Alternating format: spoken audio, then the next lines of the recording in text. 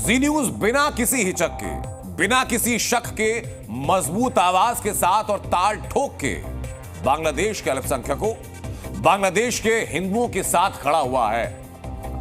क्योंकि बांग्लादेश में हिंदू अब एक ही जंग लड़ रहे हैं। वो जंग रोटी या रोजगार की नहीं, वो जंग जिंदा रहने की जंग है। वहां के हिंदू कट्टरपंथियों के निशाने पर है और कट्टरपंथी खुलेआम हिंदुओं के कत्लेआम की कॉल दे रहे हैं। कट्टरपंथियों का लक्ष्य सिर्फ एक कि बांग्लादेश से हिंदुओं का हर निशान खत्म करना है। और इसी साजिश के तहत बांग्लादेश में हिंदू मंदिर इस्कॉन को आतंकवादी संगठन घोषित करने की मांग उठी। कट्टरपंथी इसी मांग के साथ कोर्ट पहुंचे, लेकिन ढाका हाईकोर्ट ने इस्कॉन पर बैन लगाने की याचिका को तो खत्म कर दिया, इनकार कर दिया। लेकिन बांग्लादेश में इस्कॉन और 3 करोड़ हिंदुओं के अस्तित्व पर खतरा भी खत्म नहीं हुआ है।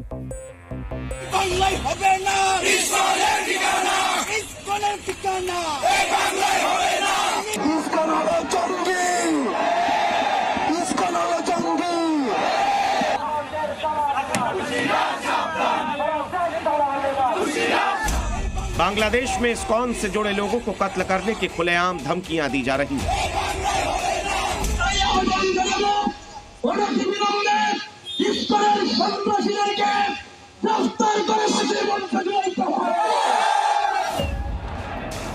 बांग्लादेश में इस्कॉन को आतंकवादी संगठन घोषित करने की डिमांड की जा रही है। बांग्लादेश में इस्कॉन के पुजारियों की खाल उधेड़ देने की तकरीरें पढ़ी जा रही हैं।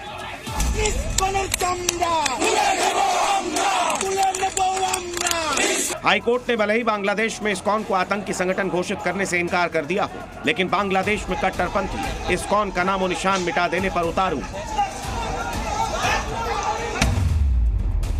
ये तस्वीरें इसकी गवाही देती हैं, जिसमें बांग्लादेश के शिवचर में कट्टरपंथियों की भीड़ ने एक इस्कॉन मंदिर को बंद करवा दिया, इस्कॉन मंदिर का बोर्ड हटा दिया। और ये सब बांग्लादेश की पुलिस और आर्मी के सपोर्ट से हुआ, क्योंकि बांग्लादेश पुलिस खुद कट्टरपंथियों के सामने सिर झुका चुकी है। জয় শ্রীরাম বলে তারা স্লোগান দিয়েছে।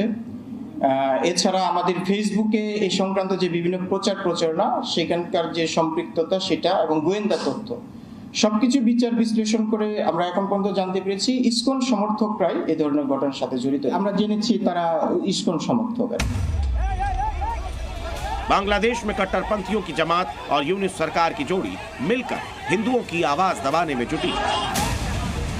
पहले चिन्मय कृष्णदास पर देशद्रोह का झूठा केस, इसके बाद इस्कॉन समर्थकों पर वकील की हत्या का झूठा आरोप और इसके बाद इस्कॉन को आतंकी संगठन घोषित करने की तैयारी। ये सब एक सोची समझी साजिश का नतीजा है।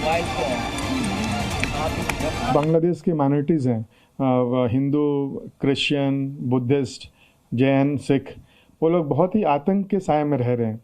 जिस तरह का हम लोग को वीडियो मिल रहा है सोशल मीडिया में भी, और जो हमारे कांग्रेगेशन है वो भी भेज रहे हैं, तो उसमें कहीं कहीं इलाकों में ये देखा जा रहा है कि जो भीड़ जा रही है और बहुत सारी धमकियां दे रही हैं कि हम लोग मार देंगे, काट देंगे।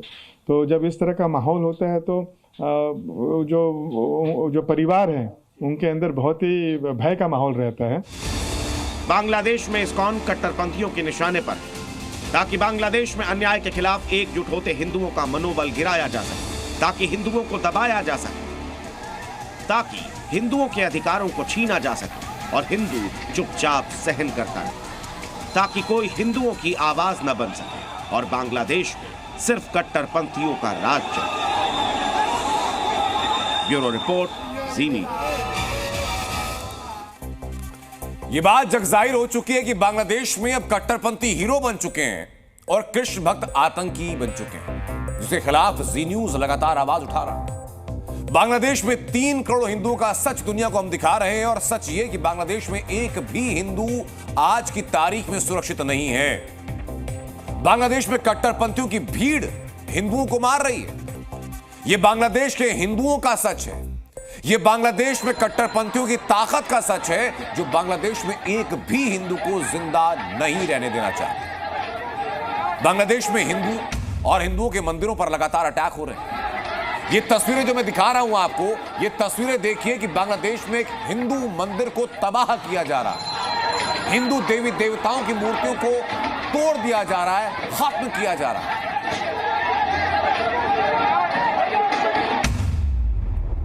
बांग्लादेश में कट्टरपंथियों की भीड़ हिंदुओं को पकड़ रही है और पकड़ पकड़ के ढूंढ ढूंढ कर मार रही है। हिंदू इलाकों में घुसकर हिंदुओं के कत्लेआम के नारे लग रहे हैं। हिंदू जहां मिलते हैं उनको बुरी तरीके से पीटा जा रहा है, उन्हें घरों में घुस करके मारा जा रहा है। यानी हिंदू कहीं सुरक्षित नहीं है।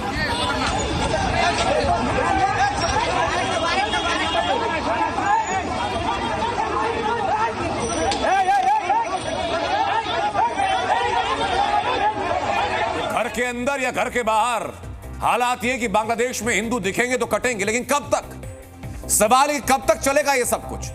जी न्यूज ये पूछता है कि आखिर कब तक बांग्लादेश में हिंदुओं को ऐसे ही मारा काटा जाता रहेगा और यूनुस सरकार मुंह पर उंगली रखकर चुप रहेगी। जी न्यूज ये पूछता है कि बांग्लादेश के कट्टरपंथियों को हिंदुओं की हत्या का लाइसेंस कौन दे रहा है और कौन रोकेगा उसको? जी न्यूज ये पूछता है क्या बांग्लादेश का हिंदू इंसान नहीं है क्या?